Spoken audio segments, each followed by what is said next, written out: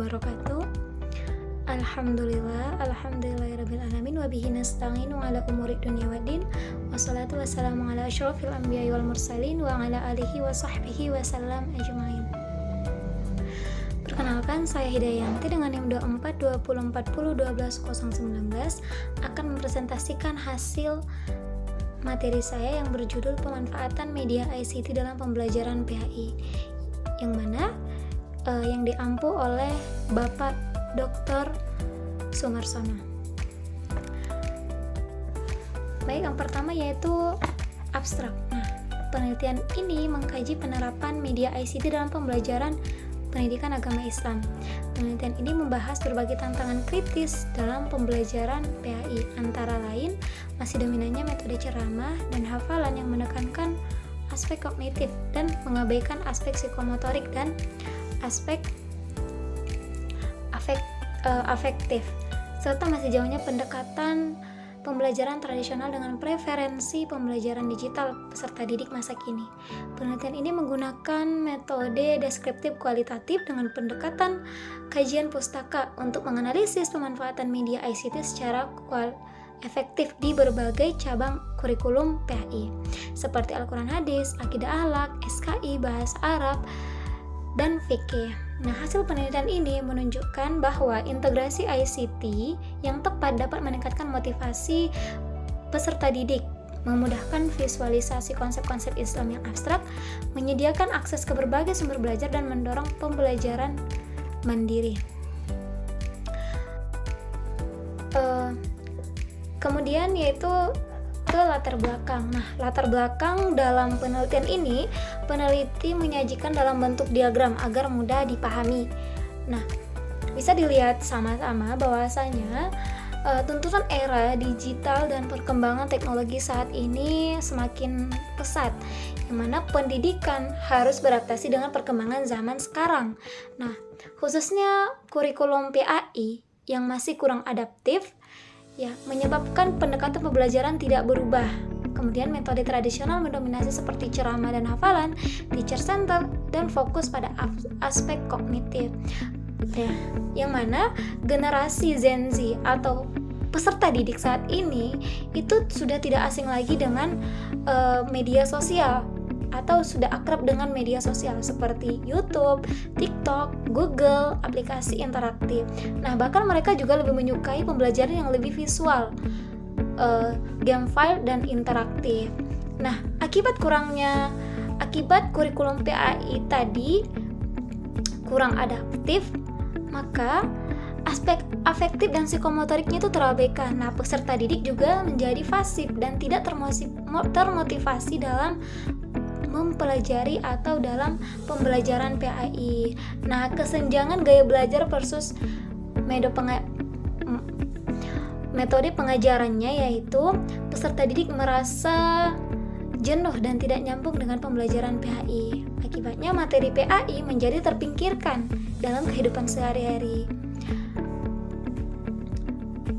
Kemudian, bagaimana solusi agar kurikulum PAI itu tetap adaptif dan tetap disukai oleh peserta didik zaman sekarang atau peserta didik Gen Z, yaitu dengan mengintegrasikan media ICT dalam PAI seperti adanya aplikasi interaktif, kemudian video animasi, audiovisual pembelajaran, e-learning platform, dan fokus diskusi online.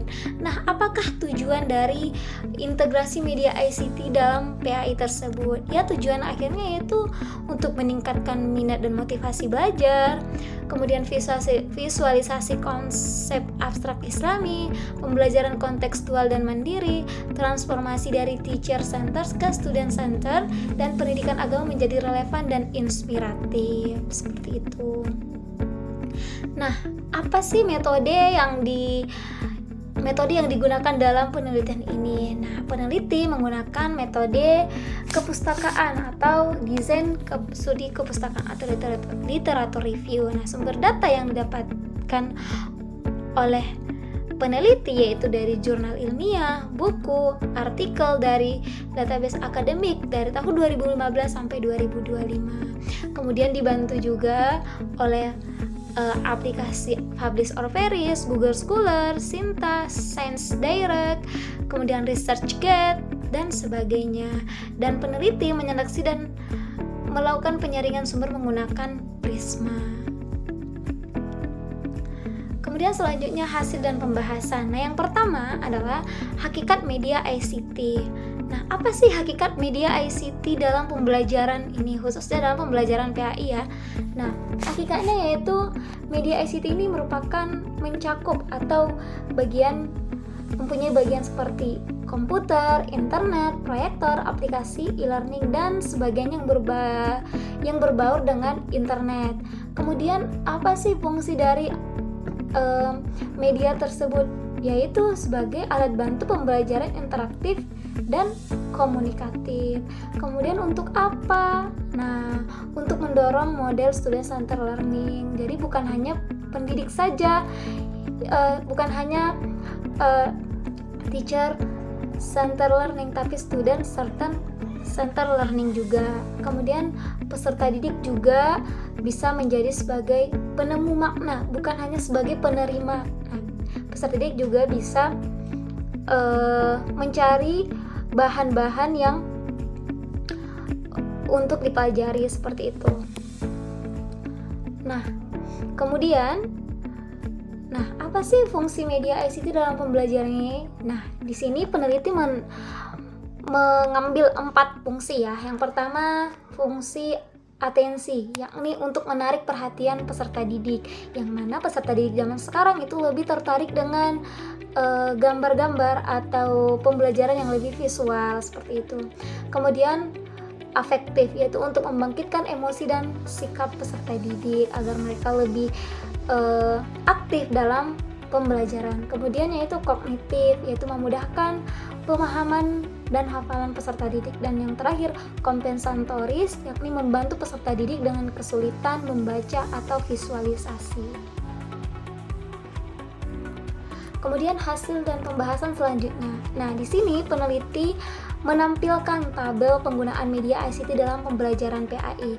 Nah, tabel di sini menunjukkan bahwasanya PAI itu mempunyai 5 rumpun pembelajaran ya. Yang pertama ada akidah akhlak, Al-Quran hadis, fikih, sejarah kebudayaan Islam, dan bahasa Arab. Nah, peneliti menyajikan tabel penggunaan media terhadap pembelajaran PAI. Nah, di sini bukan hanya medianya saja yang ditentukan, namun peneliti juga menentukan bagaimana karakteristik dari pembelajaran tersebut dan apa sih tujuan dari pembelajaran tersebut. Nah, dengan itu jika kita sudah mengetahui apa karakteristik dari materi yang ingin diajarkan, tentu kita juga harus tahu tentu kita juga harus tahu media apa sih yang cocok digunakan untuk pembelajaran tersebut gitu. Dan tujuan medianya itu juga harus jelas. Jadi kita tidak boleh sembarangan untuk memilih media yang digunakan untuk pembelajaran itu, seperti itu.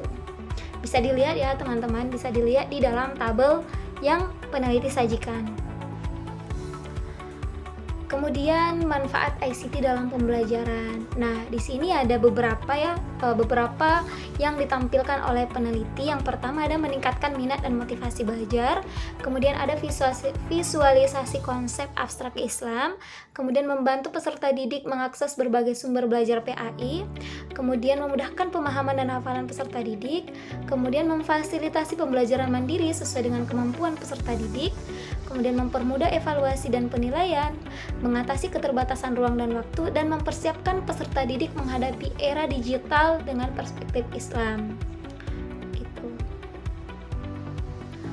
Yang terakhir kita masuk ke dalam kesimpulan ya, masuk ke tahap akhir yakni kesimpulan. Nah, apa sih kesimpulan dari materi pemanfaatan media ICT dalam pembelajaran PAI ini?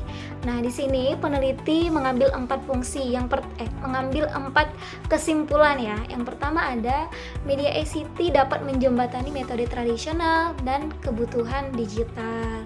Kemudian ada transformasi PAI dari teacher center ke student center gitu. Jadi